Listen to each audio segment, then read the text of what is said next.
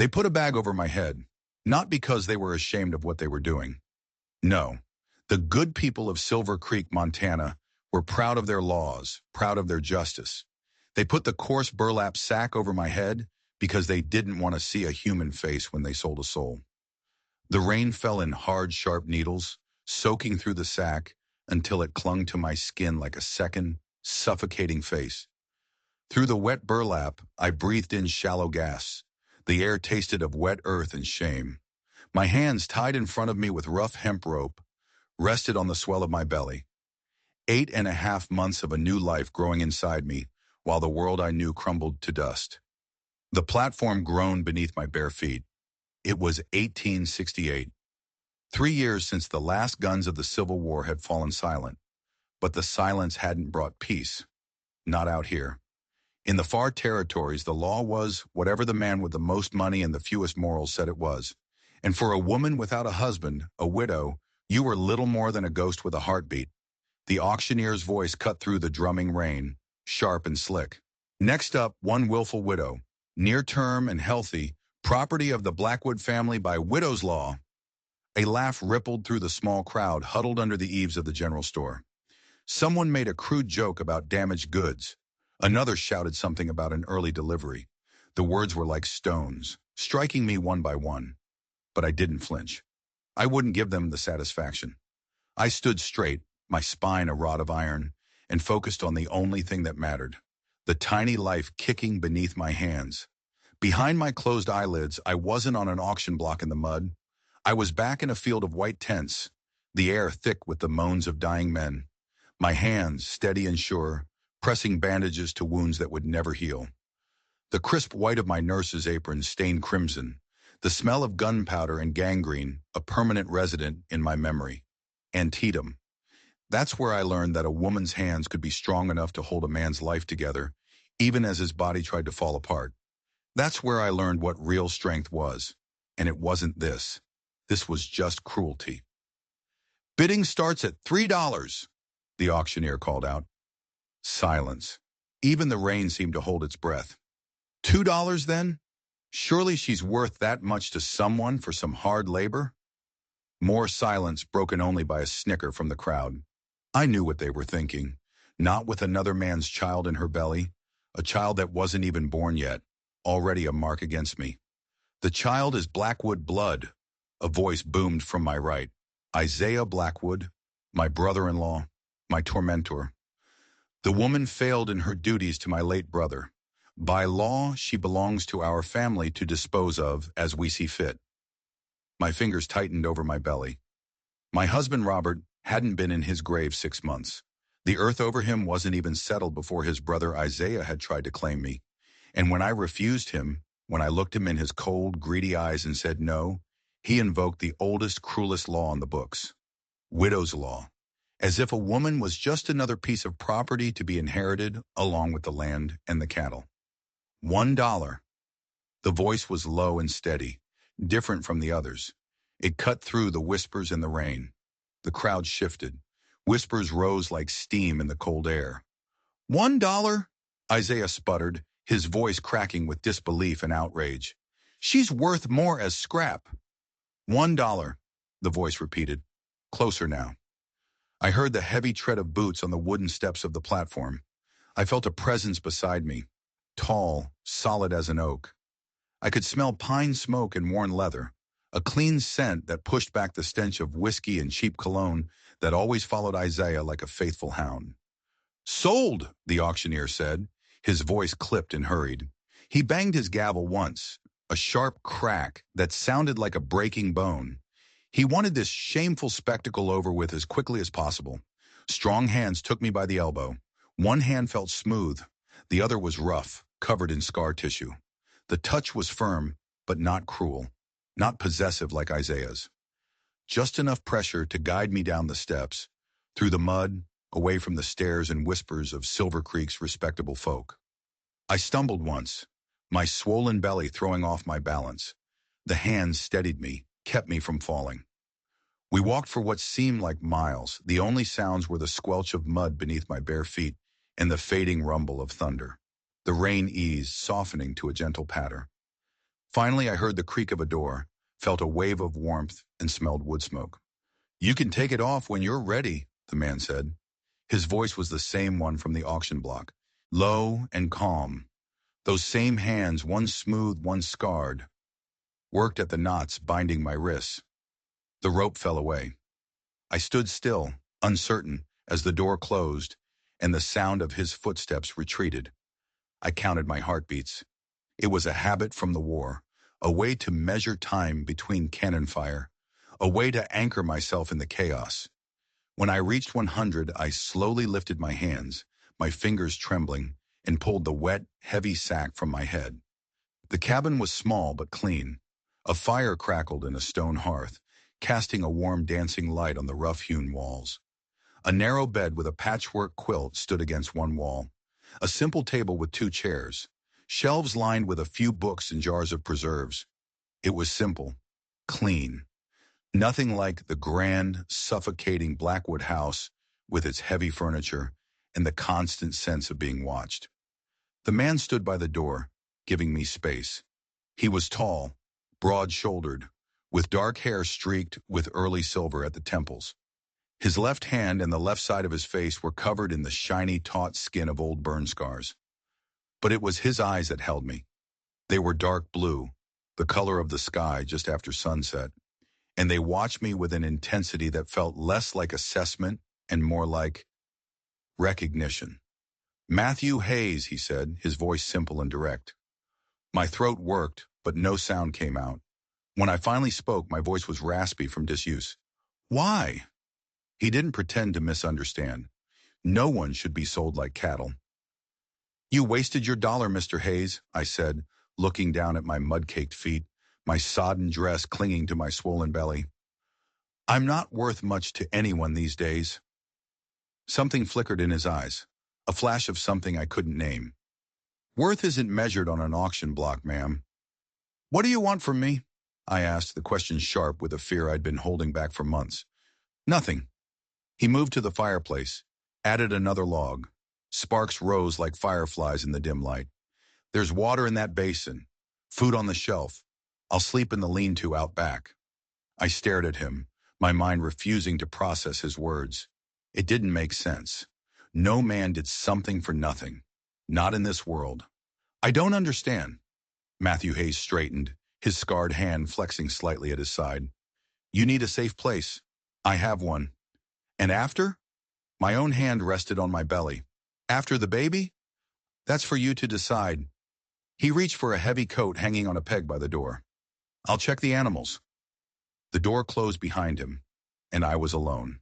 Truly alone for the first time since Robert's death. No watching eyes, no whispered judgments, no hands reaching for me with demands disguised as rights.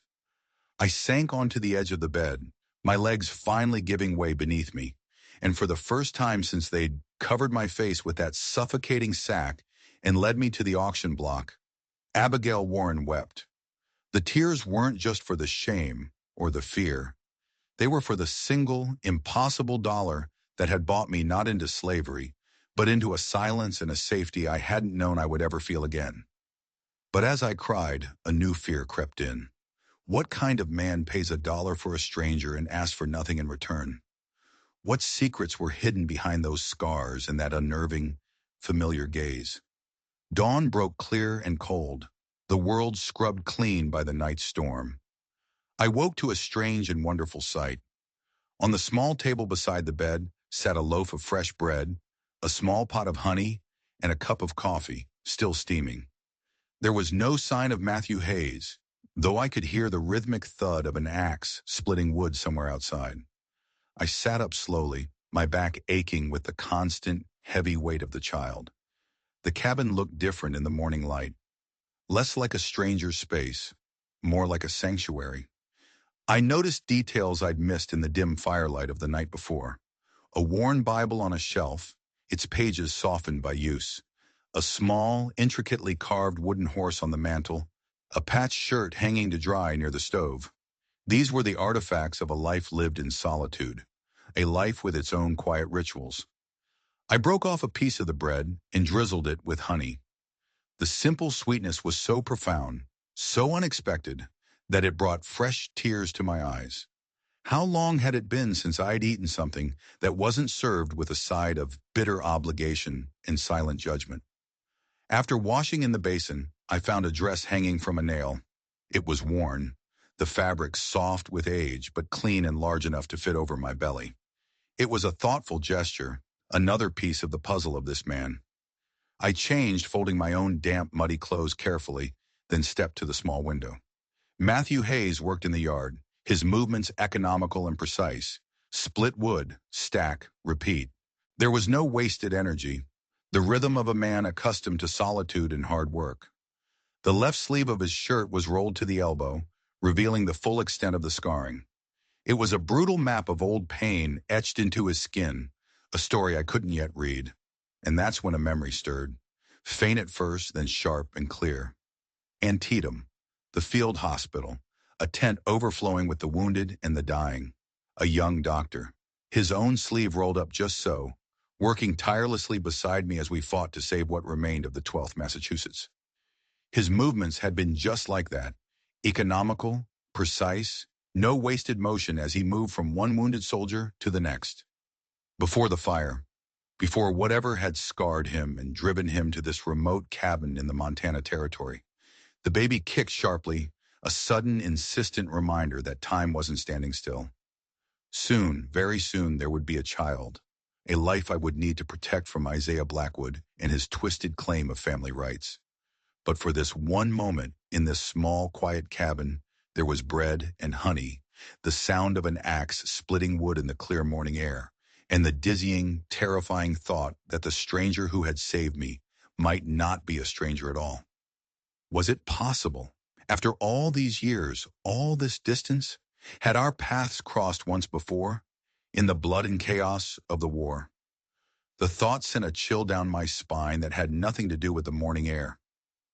An hour later, Matthew came inside. He paused in the doorway, his eyes taking in the sight of me in the borrowed dress, standing at the small cook stove where I'd managed to heat water for tea. He seemed surprised but not displeased. "I hope you don't mind," I said, gesturing to the dress. "The stove." He just shook his head. "It's yours if it fits. It belonged to—" He stopped, his jaw tightening for a moment. "It's been sitting unused." I nodded, understanding the unspoken story. A wife, a mother, someone lost. The cabin was filled with her ghost in the soft fabric of the dress, in the neat rows of preserved fruit, in the empty space beside him. "Thank you for the bread," I said, changing the subject, not wanting to press on a fresh wound. "And for—" I gestured vaguely, a small motion that was meant to encompass everything. The cabin, my freedom, his absence from the bed. Matthew set his axe by the door. "Don't need thanks for basic decency, ma'am." "Abigail," I said, my voice firmer than I expected. "My name is Abigail Warren, not Blackwood. Never again Blackwood." He nodded once, a sharp, quick movement, accepting the correction. "Miss Warren." He started to turn away, but I couldn't let it go. The memory was too strong. "You were at Antietam," I said. The words slipped out before I could reconsider, before I could weigh the consequences of knowing. His head came up sharply, his blue eyes narrowing on my face. "What makes you say that?" "The way you roll your sleeve," I said, my heart starting to pound. "The way you stack wood. Methodical, like you're setting out surgical tools." I poured the hot water into 2 chipped cups, my hands surprisingly steady. "I was there too, a nurse." Matthew didn't move for a long moment. He just stared at me, his gaze intense, searching. Then he crossed to the basin and washed his hands with deliberate, careful movements, as if buying time. "Worst day of the war," he said, his voice low and rough. 23,000 casualties. 23,008, I corrected softly, the number seared into my brain. 8 more died in our tent that night, after the official count was done. Our eyes met across the small room. The flicker of recognition I'd seen before was there again, stronger this time, blazing into certainty.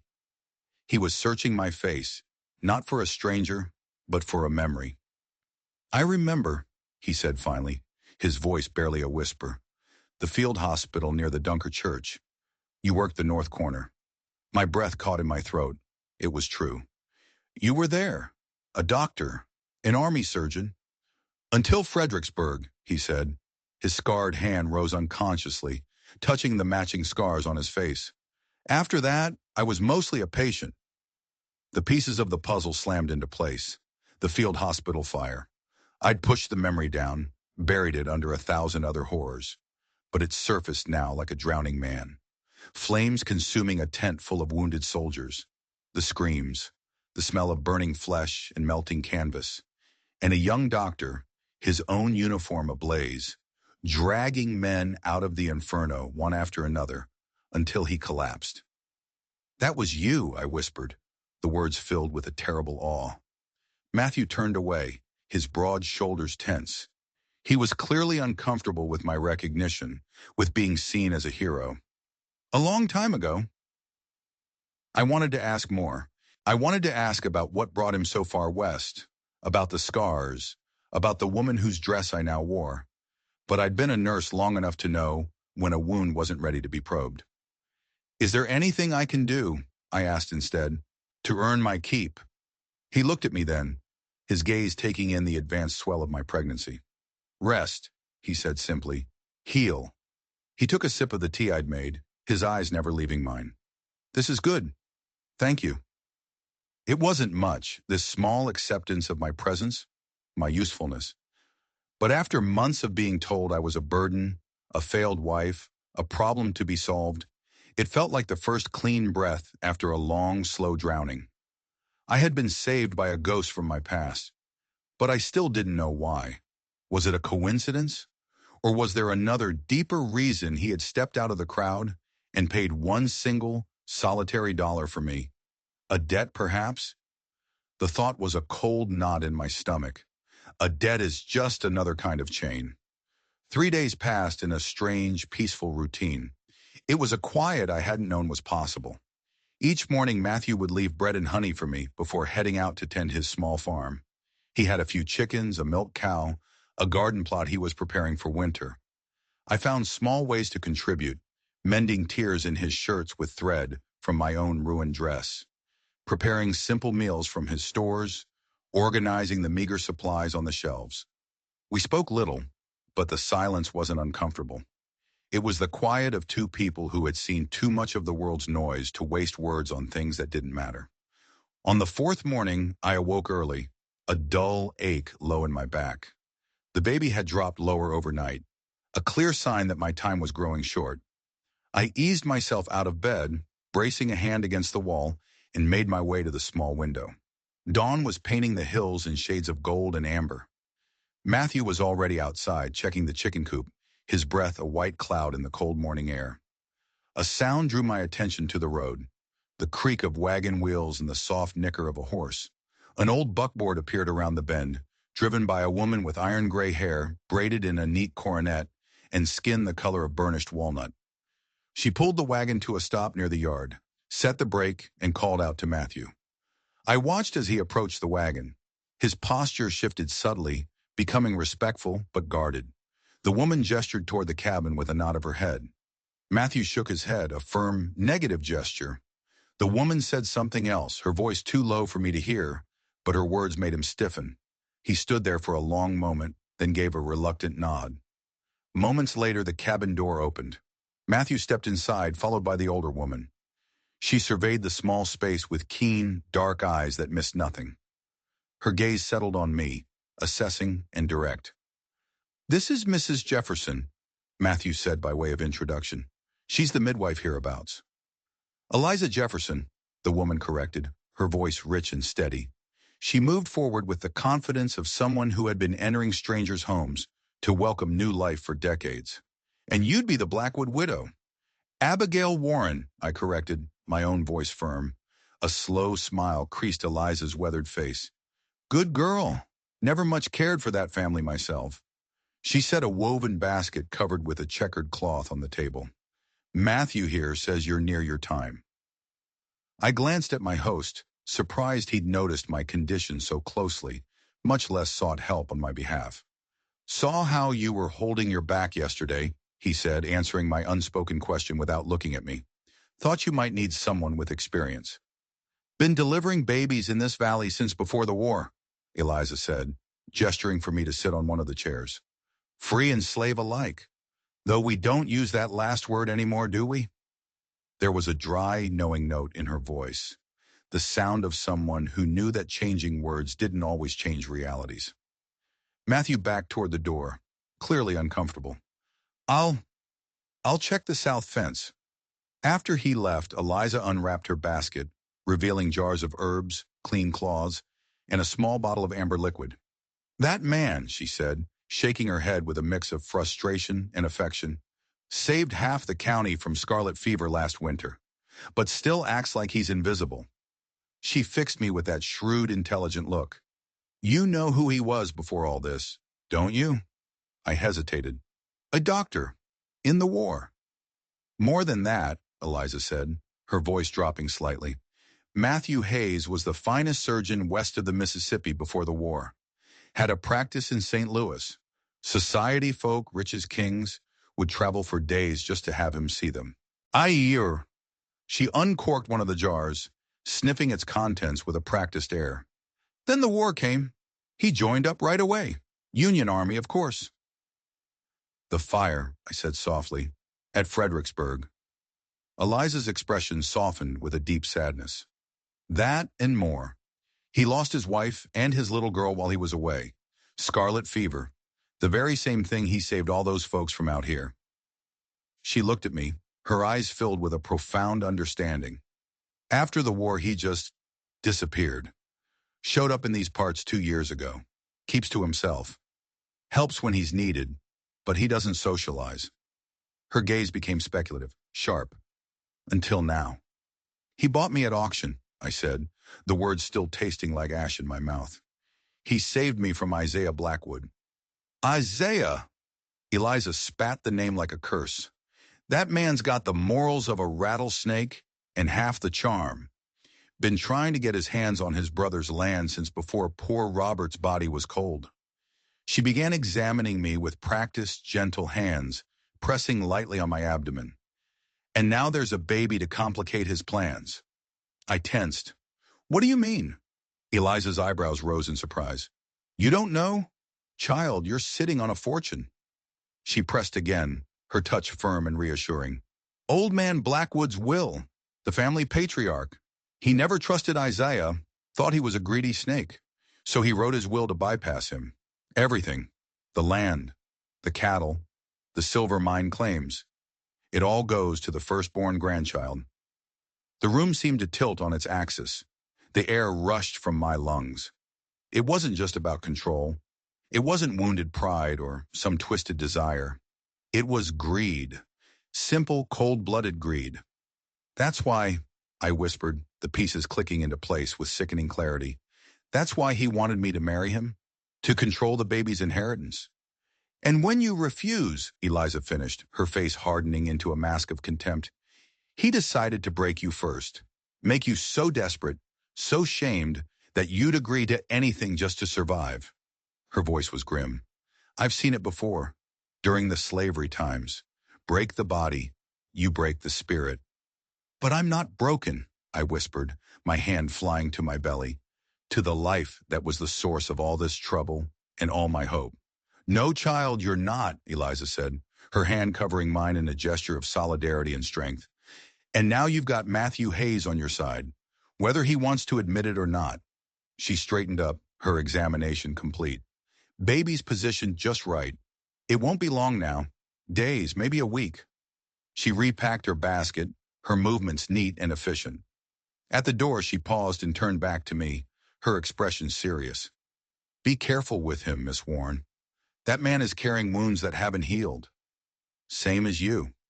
After the midwife left, I sat by the window, my mind reeling. My child, not yet born, was already a pawn in Isaiah's vicious game. A game he had been playing since long before my husband died. A cold thought slithered into my mind. Had Robert's death, a supposed accident with a freight wagon, been an accident at all? Or had Isaiah simply decided to speed up his inheritance plans? The possibility was so monstrous, so evil, that I pushed it away. But it lingered, a dark shadow in the corner of my mind. My baby kicked, a strong, reassuring thump. "We'll be safe," I whispered to the empty cabin. "I promise." But I knew, with a certainty that chilled me to the bone, that Isaiah Blackwood would not give up his prize so easily. He would come for us. And this time, he wouldn't be bidding $1. He'd be coming with guns. Later that afternoon, Matthew found me walking slowly along the narrow path behind the cabin. The air was cool, and the scent of pine was sharp and clean. He fell into step beside me, matching his long stride to my labored pace without a word. "Mrs. Jefferson says I should walk when I can," I explained, though he hadn't asked. "She says it helps prepare the body for what's to come." He just nodded. We continued in silence until we reached a small clearing where wildflowers, stubborn and bright, still grew in abundance despite the encroaching autumn chill. On the far edge of the clearing, beneath the spreading branches of a cottonwood tree, stood a small grave marker. It was made of weathered wood, the carving faded by sun and snow. I stopped, understanding immediately. "I'm sorry," I said softly. "I didn't mean to intrude." "It's all right." Matthew's voice was rough-edged, tight with a grief that time had not erased. "It's been a long time." I could just make out the simple inscription, "Rose Hayes, beloved daughter, 1859-1863. Propped against the marker was a small, worn rag doll, its button eyes staring out at the world. It had been placed there recently, well tended. "How old was she?" I asked, my voice barely a whisper. "4," he said, his gaze fixed on the small grave. "Almost 5. She loved this spot. Used to come here to collect wildflowers." "And your wife?" I asked gently. "Sarah." He spoke her name like a prayer, his eyes still on the little grave. "She's buried in St. Louis. I couldn't bring her here." He trailed off, but I understood. The child, at least, he could keep close. "I lost them both while I was at Fredericksburg," he continued after a moment, his voice flat and devoid of emotion. "Didn't know for weeks. The letter never reached me until after the fire." His scarred hand clenched into a fist at his side. "Sometimes I think, if I'd just been there." "You can't know that," I said gently, my nurse's training taking over. "I've seen enough death to know it doesn't follow rules or respect wishes." Matthew looked at me then, really looked at me, as if seeing past the borrowed dress and the swollen belly to the woman who had moved among the dying at Antietam. "No," he agreed, his voice rough. "It doesn't." We stood there in a silence that was filled with ghosts, the wind rustling the cottonwood leaves above us. In the distance, thunder rumbled, another storm building over the mountains. "We should head back," Matthew said finally. "Rain's coming." As we turned, I stumbled slightly on an exposed root. His hand shot out, steadying me instantly. The touch was brief but sure, the instinct of a man accustomed to catching those who are about to fall. "Thank you," I said, and we both knew I meant for more than just the steadying hand. We walked back to the cabin slowly, the air heavy with approaching rain and unspoken histories. At the door, Matthew paused. "I remember you," he said, his voice so quiet I almost didn't hear it over the wind. "From Antietam. You sang to them, the dying ones, when there was nothing else to be done." My throat tightened. I had forgotten that. The soft hymns I'd hummed to ease men into their final darkness. A small mercy when medicine had failed, and all that was left was comfort. "There was a boy," Matthew continued, his eyes fixed on something far away, something only he could see. "Couldn't have been more than 17. Shot through the lungs. You stayed with him all night." The memory surfaced, sharp and painfully clear. A boy with wheat-colored hair and a spray of freckles across his nose. His eyes, blue as a summer sky, had been wide with fear. He had clutched my hand as the life drained out of him, his grip surprisingly strong. "Daniel," I whispered, the name coming to my lips unbidden after all these years. His name was Daniel. Matthew's expression changed. That flicker I couldn't read was back, stronger this time. "Yes," he said, his voice strained. "Daniel." He opened the door for me, then added so quietly I almost missed it. "My brother." Before I could respond, before I could process the impossible weight of those two words, he was gone, striding toward the barn as the first heavy drops of rain began to fall. I stood in the doorway, stunned, the world tilting on its axis for the second time that day. Daniel Hayes, the boy who had died holding my hand. His last words had been a message I'd never had a chance to deliver. Tell Matt I wasn't scared. A memory I had buried beneath countless others, thousands of dead and dying men blurring together in the long, bloody nightmare of the war. But Matthew had remembered. He had recognized me. He had known from the very first moment he saw me on that auction block exactly who I was. And he had bought my freedom for one single solitary dollar without ever saying a word about the debt he must have felt I owed him. The rescue wasn't random. It wasn't just decency. It was something far more complicated. A thread of fate woven in a bloody field hospital years ago, pulling us together in this remote corner of the world. And I was suddenly terrified. Did he see me as a savior who had comforted his brother? Or the woman who had failed to save him? The rain fell harder, and the world grew dark. But the real storm was the one churning inside me. This quiet, scarred man hadn't just bought a stranger. He had bought a piece of his own past, and I had no idea what he intended to do with it. The storm raged all night, the wind howling around the eaves of the cabin like a living thing, hungry and angry. I barely slept, my mind reeling with the revelation. By the time Matthew returned from the barn, soaked to the skin and carrying an armful of firewood, I had managed to compose myself. I handed him a dry towel without a word, then busied myself making tea as he changed into dry clothes behind a privacy screen in the corner. We ate a simple supper of beans and cornbread in a silence that was thick with unspoken words. The fire crackled and spit, the only sound besides the lashing rain. Finally, as we sat before the hearth, I couldn't bear it any longer. "You should have told me," I said, my voice quiet but firm, "about Daniel." Matthew stared into the flames, his scarred profile etched in flickering light. "Wouldn't have changed anything." "It changes everything," I countered. "It changes how I understand what you did, why you were even at that auction." He shook his head, a slow, weary movement. "I didn't go there looking for you. I didn't know it was you under that sack. I went because I heard what Isaiah Blackwood was planning, and it was wrong." He finally looked at me, his gaze direct and clear. "When I saw your face afterward, that's when I knew. And you said nothing. What was there to say?" His voice held no bitterness, only a deep, resigned sadness. "Thank you for holding my brother's hand while he died. Is that why you bought me? Because of Daniel?" He looked at me directly then, and in the depths of his blue eyes I saw the unvarnished truth. "I bought you because no person should be sold. The fact that you were kind to my brother when he was dying, that's separate. And I believed him. I had seen enough of his character in these few days to know he would have done the same for any woman in my position. Yet the connection remained, this thin, unbreakable thread of shared history binding us across years and miles. He was very brave," I said softly, giving him the piece of the story he'd been missing for years. Right up until the end. Something in Matthew's face eased, a tension I hadn't fully registered until it was gone. He was always the brave one, jumped into everything head first, followed me into medicine, then followed me into the war when he was barely old enough to enlist.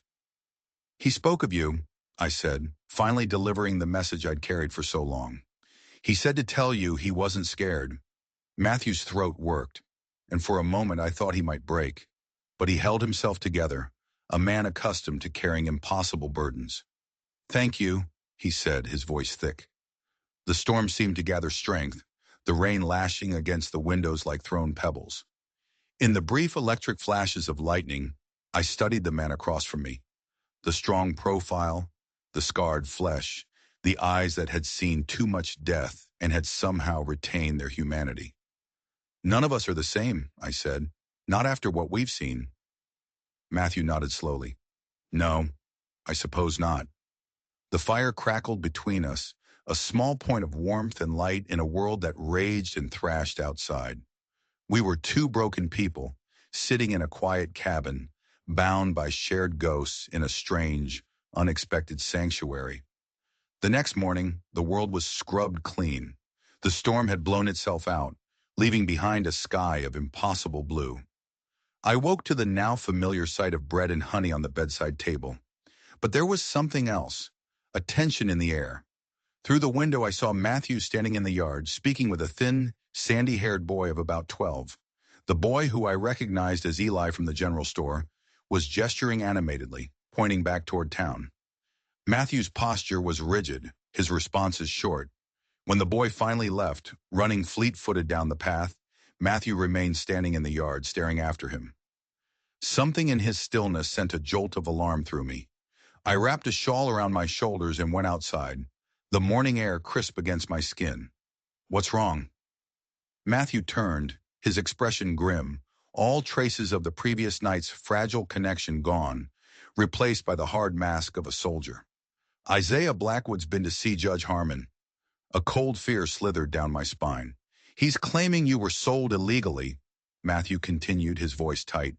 "That as your brother-in-law, he has the legal right to your guardianship under widow's law. Eli says they're gathering a group to come out here, to make it official." "When?" I whispered, my hand flying to my belly. The baby shifted restlessly, as if sensing my distress. "Soon," Matthew said, his gaze fixed on the road that led to Silver Creek. "Maybe today." His eyes met mine, and in them I saw a cold, hard resolve. "We need to prepare for visitors." As he strode toward the barn, I caught the dull gleam of a revolver tucked into his belt. A doctor's hands that had sworn an oath to heal, were now prepared to do harm. All for me, all for my child. And I knew with a certainty that terrified me that this was just the beginning. Isaiah wasn't coming to talk. He was coming to take what he believed was his, and he would destroy anyone who stood in his way. "You could go," Matthew said, his voice low and urgent. He looked toward the hills, toward the vast, empty wilderness that stretched for miles. "I know a place, a settlement, 2 days' ride from here. They're good people. They don't ask questions." "And you?" I asked, studying the set of his shoulders, the cool, grim assessment in his eyes. This was the soldier, the surgeon who had made life-or-death decisions in the chaos of war. "I'd handle Blackwood." "No," I said, the word coming out with a firmness that surprised even me. "I won't run. Not anymore." "This isn't just about you now, Abigail." His use of my first name was a gentle reminder of the stakes. "I know," I said, my hand resting on the swell of my belly. "It's about my child, and I will not teach him or her to run from bullies with money." I straightened my shoulders, feeling a strength I had almost forgotten during the long months of grief and subjugation in the Blackwood household. "I was an army nurse, Mr. Hayes. I've faced down worse than Isaiah Blackwood." A ghost of a smile touched Matthew's lips, a brief flash of warmth in his grim expression. "I believe you have, Miss Warren." "Besides," I added, a sharp, sudden pain making me catch my breath, "I don't think this baby's going to wait 2 days." His eyes widened slightly, his gaze dropping to where my hands cradled my belly. "You're in labor?" "Not yet," I breathed as the cramps subsided. "But soon, very soon." I looked toward the road, then back at the man who had become my unexpected protector. "We make our stand here." Matthew nodded once, the decision made. "All right, I'll send Eli for Mrs. Jefferson, and I'll prepare for our visitors." While Matthew worked outside, moving with a methodical purpose that was both reassuring and terrifying, I moved about the cabin. I gathered clean cloths, put water on to boil, and laid out the herbs Eliza had left. My hands were steady, my mind clear. It felt like preparing for a medical crisis back in the war tents. Only this time, I was both the nurse and the patient. Through the window, I watched Matthew. He checked the rifle that normally hung above the door, positioned a shotgun near the woodpile, moved his horse to the far corral. He was preparing for a siege. Every part of me screamed that it wasn't worth it. That no woman, certainly not one heavy with another man's child, was worth the risk he was taking. But I knew what he would say. This wasn't about my value. This was about right and wrong. And perhaps in some small, unspoken way, this was about a debt he felt he owed to a boy named Daniel, who had died brave and far from home. The morning stretched into a tense, silent noon. We ate a simple meal, though neither of us had much of an appetite. The air in the cabin was thick with anticipation. Twice, Matthew went to the ridge behind the cabin to scan the road from town. The third time he returned, his expression was a mask of stone. "They're coming," he said simply. "6 riders." My heart hammered against my ribs. Isaiah's in the lead. The others look like hired hands, not townsfolk. He checked the revolver at his belt one last time. "Stay inside, away from the windows." His eyes met mine, steady and resolute. "Laws are only as good as the men enforcing them." He stepped outside, closing the door firmly behind him. I moved to the window, despite his warning, keeping to the side where I wouldn't be easily seen. I could just make out the riders approaching, a dark stain against the green of the valley. Isaiah Blackwood's distinctive black gelding was in the lead, the others strung out behind him like crows on a fence. Matthew stood in the middle of the yard, seemingly relaxed, one hand resting near his belt, waiting. As they drew closer, I could see Isaiah's face, his carefully trimmed beard, the arrogant tilt of his head. He was a man accustomed to getting his way, a man who had made my life a living hell after Robert's death. And as I looked at him, a thought that had been buried deep beneath my grief and fear suddenly surfaced with cold, absolute clarity. Robert's convenient accident, the way Isaiah had appeared at the funeral with legal papers already drawn up, the way he had looked at me, even while Robert was still alive, with a hunger that had nothing to do with desire and everything to do with possession. He hadn't just wanted to inherit his brother's land, he had wanted to inherit his brother's life. The riders pulled up in a loose semicircle, their horses stamping nervously.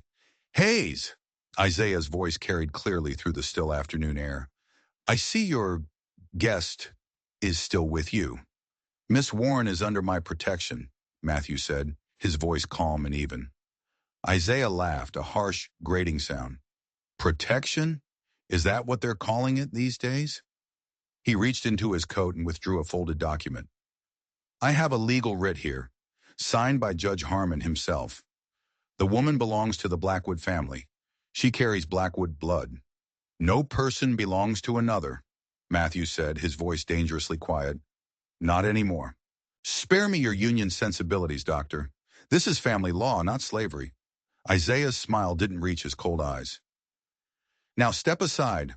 Let us collect what is ours, and there need be no unpleasantness." Matthew didn't move an inch. "Miss Warren stays where she chooses to stay." Isaiah's face hardened. He gestured to the 2 burly men behind him. "Take him, and be careful with the woman. Don't damage the merchandise." 2 of the riders dismounted, moving toward Matthew with the lazy confidence of men who use their fists to solve problems. They were big, rough-looking men, with the hard eyes of those who hurt others for pay. What happened next was so fast I could barely follow it. One moment, Matthew was standing still. The next, the first man was on the ground, clutching his arm at an unnatural angle, a scream of pain tearing from his throat. The second man rushed forward, only to be met with a precise, brutal strike to the throat that left him gasping and choking in the dirt. Matthew hadn't used a weapon. He had used his hands, a surgeon's hands with a terrifying knowledge of the human body's weaknesses. Isaiah's face contorted with rage. "Kill him!" The remaining men reached for their guns, but Matthew was faster. The revolver appeared in his hand as if by magic, cocked and aimed squarely at Isaiah's chest. "Tell your men to stand down," Matthew said, his voice deadly calm, "or I will put a bullet through your black heart." Isaiah froze, fury warring with self-preservation on his face. "You wouldn't dare." "I've seen enough death to know exactly where to aim," Matthew replied, his voice flat and cold. "And I have nothing left to lose." "Do you?" Something in his tone, the absolute certainty, the complete lack of fear, made Isaiah hesitate. He raised a hand, signaling his men to hold. "This isn't over, Hayes," he spat, his voice shaking with rage. "That woman and her brat belong to me by law. I'll be back with the sheriff and enough men to burn this place to the ground if I have to." "You do that," Matthew said, his revolver never wavering.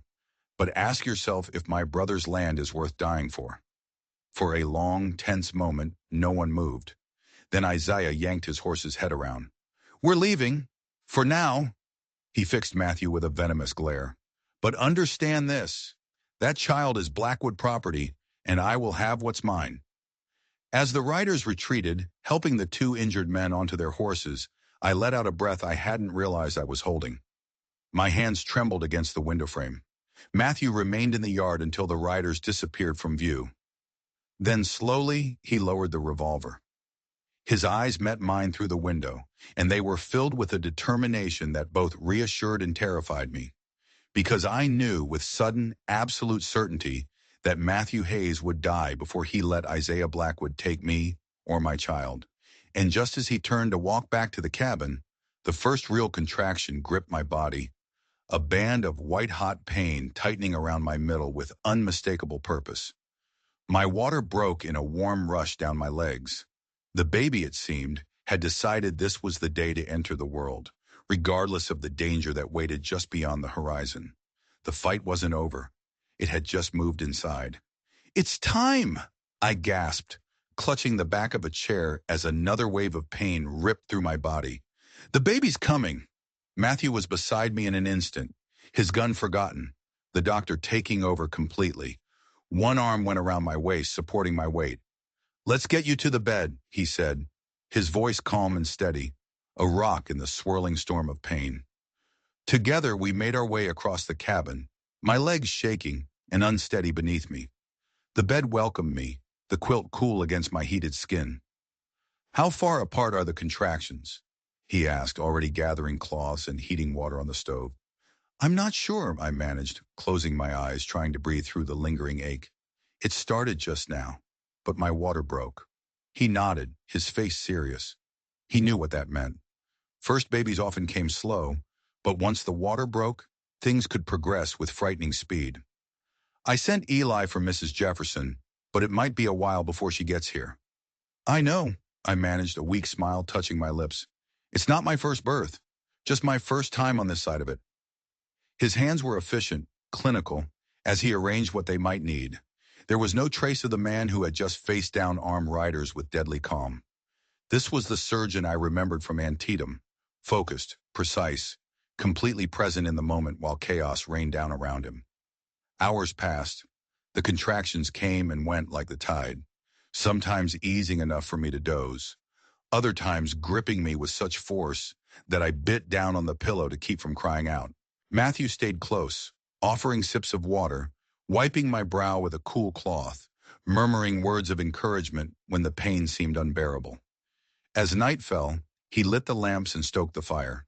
The cabin glowed with a warm, golden light, shadows dancing on the walls like half-remembered dreams. Outside, the world was quiet, too quiet. There was no sign of Eli or Mrs. Jefferson, and more ominously, no sign of Isaiah Blackwood and his men. "Tell me about her," I said during a lull between the waves of pain, needing a distraction, needing to anchor myself in something other than my own body. "Rose." He leaned back in the chair he had pulled beside the bed, his eyes distant with memory. "She had Sarah's eyes," he said, his voice low and soft, "green as new leaves, and her laugh was like bells. She was smart as a whip, always asking questions. 'Why is the sky blue, Papa? Where do the stars go in the daytime?' Never satisfied with a simple answer. 'She sounds wonderful,' I whispered. 'She was,' he said. A pause stretched between us. She would have been 9 this year. The enormity of his loss filled the small cabin. Not just a child, but all the years that should have followed, all the questions that would never be asked, all the woman she would never become. Another contraction seized me, stronger than before. I gasped, my body curling forward. Matthew's hand found mine, his grip solid and warm. I clung to it, anchoring myself against the pain. "Breathe through it," he instructed, his voice a steady rhythm. "Like a wave. Don't fight it." As the contraction receded, I realized I was still clutching his hand, his scarred one. The skin felt different beneath my fingers, smooth in some places, ridged in others, a physical map of his past pain. I started to pull away, but he tightened his grip slightly. "It's all right," he said. "It doesn't hurt anymore." Our eyes met in the lamplight. Something unspoken passed between us, an acknowledgement of shared wounds, both visible and hidden. The moment was broken by the sound of approaching hoofbeats. Matthew was on his feet in an instant, moving to the window, his body tensing, his hand dropping to the revolver still tucked in his belt. "Is it them?" I asked, struggling to sit up. "No," he said, relief softening his voice. "It's Mrs. Jefferson and Eli." He opened the door to admit the midwife, who bustled in with the energy of a woman half her age. Eli trailed behind her, looking simultaneously important and terrified. "About time," Eliza said, shrugging off her shawl. "Been helping the widow Simmons with her rheumatism. This boy of yours nearly rode his horse into the ground finding me." She crossed to me, her experienced eyes taking everything in at a glance. "Waters broke hours ago," he says. She nodded at Matthew. "You've done good, doctor." Kept her calm. She examined me quickly, her touch gentle but firm. "Baby's head is engaged. Good position." Her face hardened as she looked at me. "Eli told me what happened, that Isaiah was here. He had men with him," I said, my voice trembling slightly. "He said he'd be back." "Don't you worry about Isaiah right now," Eliza said, her voice filled with a fierce confidence. "Dr. Hayes can handle him." A stronger contraction interrupted her, more powerful than the last. I gripped the quilt, focusing on my breathing. When it passed, I was shaking, sweat beading on my forehead. "They're getting stronger," Eliza noted with approval. "That's good. Your body knows what to do." She moved to her basket, beginning to prepare a tea from her herbs. Just as she did, the cabin door burst open. Eli stood there, chest heaving, his eyes wide with fear. "Ryder," he gasped, "coming fast. It's Mr. Blackwood, and the Reverend Caldwell, and two other men I don't know." "The minister," Eliza's voice dripped with disdain. "That spineless hypocrite. Isaiah's bringing the church to back his claim." Matthew was on his feet in an instant, grabbing the rifle from above the door. "Eli, you help Mrs. Jefferson. I'll deal with this." "Matthew," I called out as he headed for the door. "Please, be careful." He paused, looking back at me. Something flickered in his eyes, a softness that was at odds with the hard, determined set of his jaw. "Always am," he said quietly. Then he was gone, the door closing behind him with a finality that sent a chill down my spine. Outside, darkness had fallen.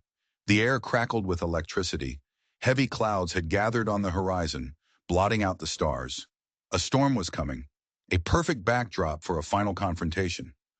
Matthew stood on the porch, rifle held loosely, but ready. In the yard, 4 riders pulled up. Isaiah, flanked by the thin, nervous-looking Reverend Caldwell, and 2 rough-looking strangers with the hard eyes of hired guns. "Twice in one day, Blackwood," Matthew called out, his voice calm. "I'm beginning to think you miss my company." "I've brought Reverend Caldwell to witness this legal proceeding," Isaiah said, his voice tight with rage, "and to remind you of your Christian duty to respect family bonds." "The law also used to be clear about owning human beings, Reverend," Matthew replied coldly. "Didn't make it right." The minister flinched. "Enough," Isaiah interrupted. He produced another folded document from his coat. "I have a court order signed by Judge Harmon granting me temporary guardianship of Mrs. Abigail Blackwood and her unborn child on the grounds of her mental incapacity and the child's inheritance rights." Mental incapacity, the familiar tactic used to control women who dared to be independent. "You'll have to kill me to get past this door," Matthew said, his tone conversational. "I had hoped it wouldn't come to violence," Isaiah said with a theatrical sigh. He nodded to the men flanking him. They reached for their guns. But before they could draw, the cabin door opened again. Eliza Jefferson stepped out, a long-barreled shotgun cradled in her arms with the casual confidence of someone who knew exactly how to use it. "Evening, gentlemen," she said, her voice dripping with sarcasm. "Fine night for a visit, but I don't recall inviting you to this birthing." Isaiah's eyes narrowed. "This doesn't concern you, old woman." "A woman giving birth in my care damn well concerns me," Eliza retorted, moving to stand beside Matthew. The shotgun was aimed steadily at Isaiah's chest. Lightning flashed, illuminating the scene in a stark, ghostly white light. Thunder followed a second later, a deep, angry growl. "You are harboring a woman who belongs to my family," Isaiah shouted over the rising wind. "The child she carries is Blackwood blood. My father's will is clear. The first grandchild inherits everything." "So that's what this is really about," Matthew said. the pieces clicking into place for everyone to hear. Not concern, not family, just the inheritance. Rain began to fall, fat drops that quickly became a deluge. "Leave!" Matthew shouted, raising his rifle. "Now, while you still can." "This isn't over!" Isaiah screamed, his horse rearing as another crack of thunder exploded directly overhead. "I'll be back with the sheriff and enough men to take this place apart board by board." He wheeled his horse around, and the others followed, galloping away into the darkness and the rain. As they disappeared, Eliza lowered the shotgun. "Coward," she muttered. But just as they turned to come back inside, a cry of pure agony tore from my lips, a sound that cut through the howl of the storm. They rushed back into the cabin to find me curled on my side, my face contorted with pain. "It's getting closer," Eliza said, her voice all business again. "Maybe 5 minutes apart now." The contractions were coming faster, harder, her body preparing for the final, violent stage of labor. Outside, the storm raged, the wind lashing rain against the windows, thunder shaking the very foundations of the cabin. "You were there, weren't you?" I gasped to Eliza between contractions, the thought suddenly clear.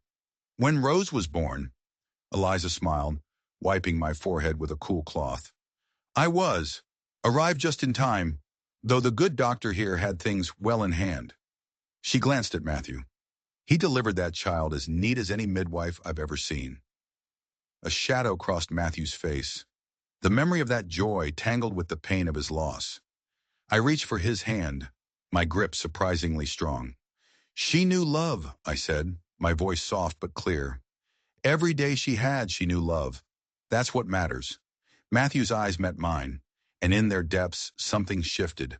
Understanding, gratitude, the recognition of a shared truth that love, even when it's brutally cut short, is never, ever wasted. Another contraction hit, more powerful than any before. It ripped through my body like a cannon blast, obliterating thought, reducing the world to this single, primal act. "It's time," Eliza announced. "Next one you push, child. Push like your life depends on it." I pushed, my body arching with the force of it, guided by Eliza's calm instructions and Matthew's steady presence. Outside, lightning split the sky.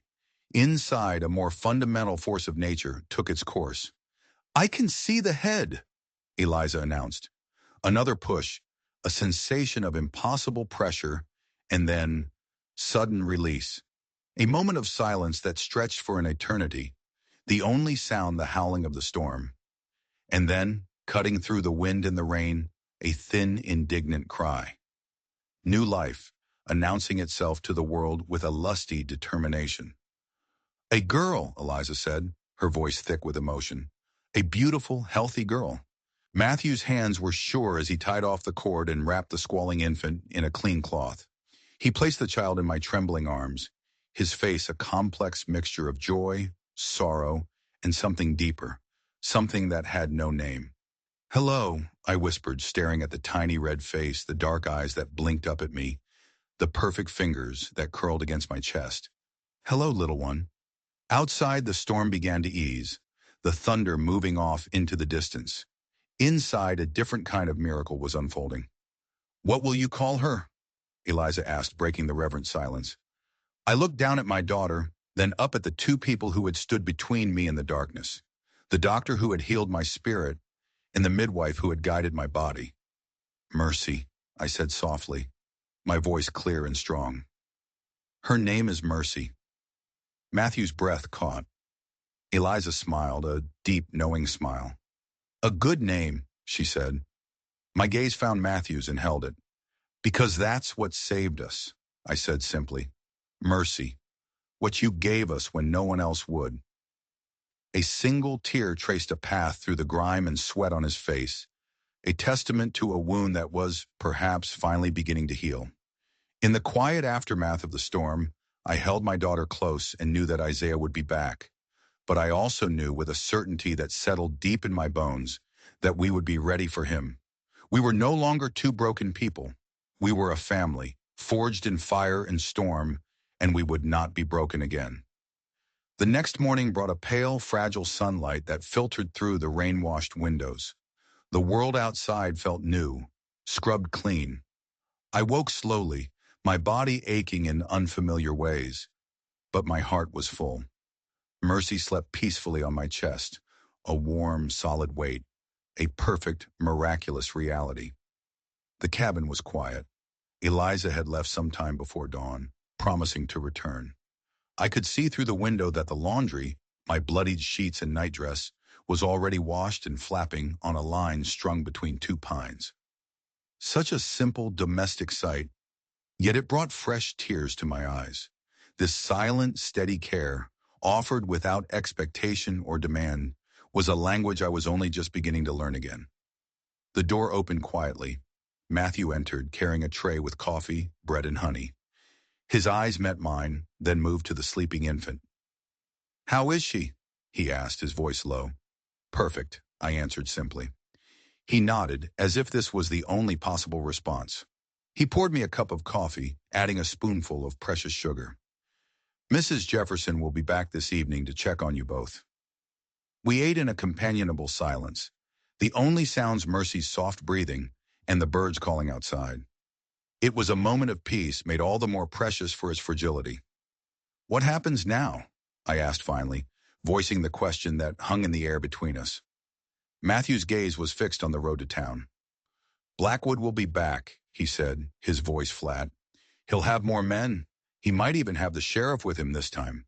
Ben Harper is a fair man, generally, but he answers to the town council, and the council answers to money." The implication was clear. Isaiah Blackwood had enough money to buy whatever justice he needed. "Unless you want to leave," he said, his eyes meeting mine, direct and unflinching. "The offer still stands. I can get you to that settlement. You and Mercy would be safe there." I looked down at my sleeping daughter, at the dark fuzz of hair so like my own, at the tiny features that held echoes of Robert, the good in him, not the weakness. "And run where? Keep running forever?" I shook my head, my resolve hardening. "No. Mercy deserves better than a life in hiding. We stay. We fight." Matthew nodded as if he had expected this answer. "Then we stay and fight." "It's not your fight, Matthew," I said softly, using his given name for the first time. "You've already done more than anyone could ever ask." Something flickered deep in his eyes, a depth of emotion that his controlled exterior rarely betrayed. "I made a choice when I saw you on that auction block, Abigail. I'm not in the habit of abandoning my choices halfway through." The simple declaration settled over me like a warm blanket. Not a flowery promise, but something far more reliable. The word of a man who understood commitment to its very core. And then, just as he spoke, I saw it. A cloud of dust rising from the road to town. It wasn't a single rider. It was a group. Too many to be friends, too purposeful to be travelers. The peace had been brief indeed. "Matthew," I called, my voice thin with a sudden, cold fear. He was already moving, striding from the cabin with the rifle in hand. One glance at the road told him everything he needed to know. His face hardened into lines of grim determination. "How many?" he asked, stepping back inside.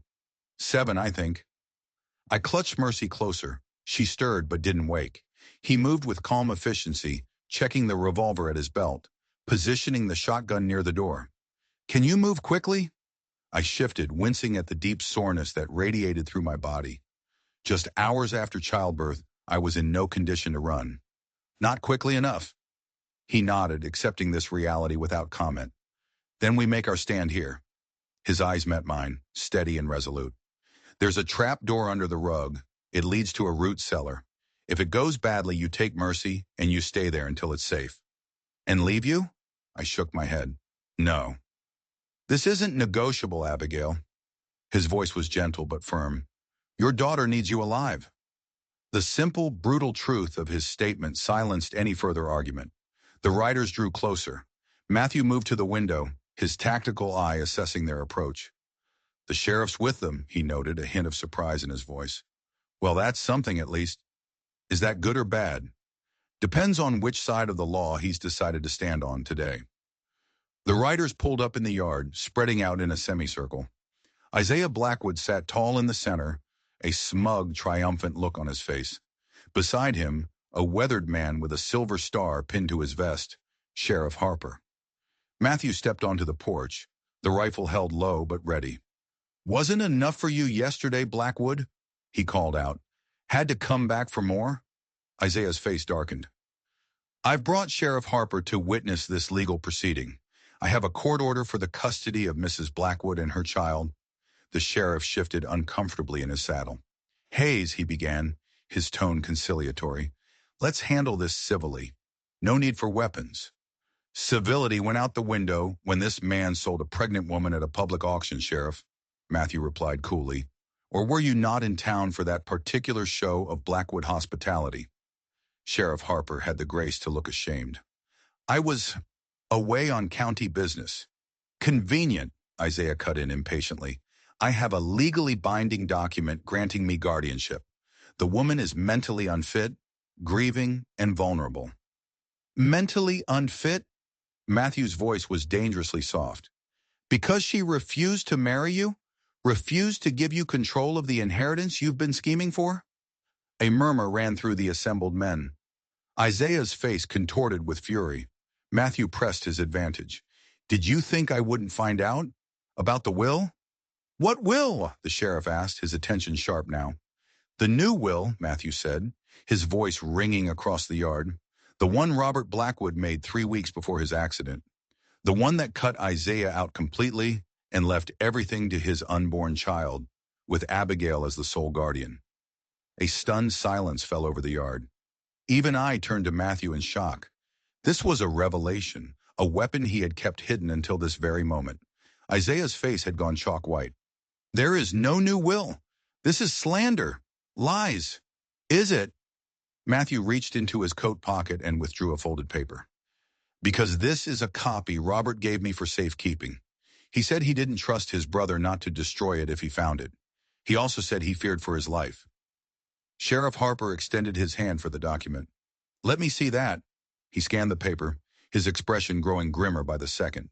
He looked up, his eyes hard as stone, and pinned Isaiah with his gaze. "It seems we need to have a long conversation back in town, Mr. Blackwood, about this will, and about the very convenient timing of your brother's death." "I'm not going anywhere." Isaiah's hand moved toward his gun. "I wouldn't do that if I were you," another voice rang out from the edge of the yard. All heads turned. Eliza Jefferson stood there, shotgun in hand. But she wasn't alone. Beside her stood the town blacksmith, his massive arms crossed over his chest, the livery stable owner, and 2 ranchers from neighboring spreads, all armed and grim-faced. Eli, who had clearly ridden like the wind, stood beside them, looking proud and terrified. "Seems you've brought reinforcements, Mrs. Jefferson," the sheriff said, a slow smile spreading across his face. "Seems I have," she agreed pleasantly. "Folks who don't much care for the idea of women and babies being treated like property, or brothers being murdered for their land." The power balance had shifted completely. Isaiah was surrounded. His hired guns looked at the armed townsfolk, then at the determined sheriff, and their loyalty visibly evaporated. "This isn't over," Isaiah snarled, his voice shaking with impotent rage. "Oh, I think it is," Sheriff Harper said mildly. He drew his own revolver. "You're coming with me, Blackwood. We're going to sort this out properly, with witnesses and evidence." He looked at Matthew. "And your testimony, Doctor." As the sheriff led a sputtering, defeated Isaiah away, the tension in the yard finally broke. A wave of relief so powerful it made me dizzy washed over me. I sagged against the doorframe, my legs no longer able to support me. Matthew was beside me instantly, one arm around my waist. "You should be resting." "I had to see it," I whispered. "I had to see him defeated." He guided me back to the bed. As he helped me settle Mercy in the crook of my arm, I looked up at him, my heart overflowing with a gratitude so immense it left no room for words. This scarred, solitary man had risked everything for me. He had stood against the darkness and held it at bay. "The Blackwood estate will be Mercy's now," he said quietly, sitting beside the bed. "With you as her trustee, it's a significant responsibility." "I don't know the first thing about running an estate," I said, my mind reeling with the implications. "You'll learn," he said simply, "and you won't have to do it alone." The words hung in the air between us, weighted with a meaning that went far beyond legal matters. Not alone. After months of isolation and fear, the concept was a balm to my wounded soul. Outside, Eliza was directing the townsfolk, organizing a watch, ensuring we would be protected until Isaiah's fate was sealed. Her voice was confident, authoritative. She was a force of nature in her own right. "So what now?" I asked Matthew, my voice soft. He looked at me, a question in his own eyes, a question about the future, about what would become of this strange, temporary family that had formed in the heart of a storm. "I received a letter last month," he said, his voice hesitant, "from a colleague in St. Louis. The hospital there needs doctors, especially those with war experience. I wrote back this morning. I accepted the position." My breath caught. He was leaving. "Not right away," he added quickly, seeing the look on my face. "There's much to settle here first. The trial, Mercy's inheritance, your plans." He paused and his scarred hand moved to cover mine where it rested on the quilt. The touch was gentle, tentative, but it sent a jolt of warmth through me. "What I'm trying to say, Abigail, is that when the time comes, you and Mercy would be welcome to come with me, if you wished." The offer hung in the air between us. Not a proposal, not a declaration of love. Something more honest, a shared path, a future with possibilities beyond the narrow confines of grief and survival. "St. Louis has excellent schools," he added, a faint blush rising on his scarred cheek, "and a hospital that could certainly use a nurse with your experience." I looked down at Mercy, sleeping peacefully. A fresh start for all of us. I looked back up at the man who had bought me for $1, who had faced down guns for me, who had delivered my child, and who was now offering me a future. A slow smile spread across my face. "I think I'd like that," I said, "when the time is right." Something eased in his expression, a tightness I hadn't even realized was there until it released. "One day at a time," he said, echoing a sentiment that had become our mantra. "One day at a time," I agreed. Outside, the sun shone brightly on a world that felt new and full of promise. The fight was over, and a new life, not just Mercy's but ours, was just beginning. If this story of survival and justice moved you, make sure you hit that subscribe button and ring the bell for more tales of the unexpected. And let me know in the comments below, what do you think is the true meaning of justice?